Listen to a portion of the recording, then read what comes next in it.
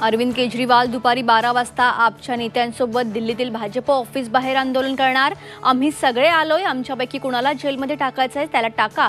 केजरीवालांच्या आक्रमक भूमिकेमुळे राडा होण्याची शक्यता।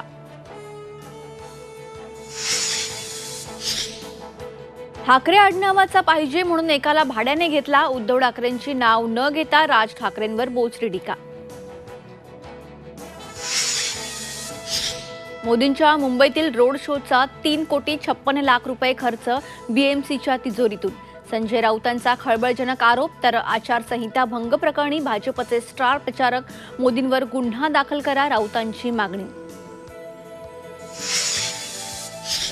पुणे मुंबई एक्सप्रेस हायवेवर आज 1.5 तासांसाठी राहणार बंद। ओव्हरहेड ग्रँटिंगच्या तांत्रिक तपासणीसाठी सकाळी 10:30 ते दुपारी 12 पर्यंत मुंबईकडून पुण्याकडे येणारी वाहतूक बंद।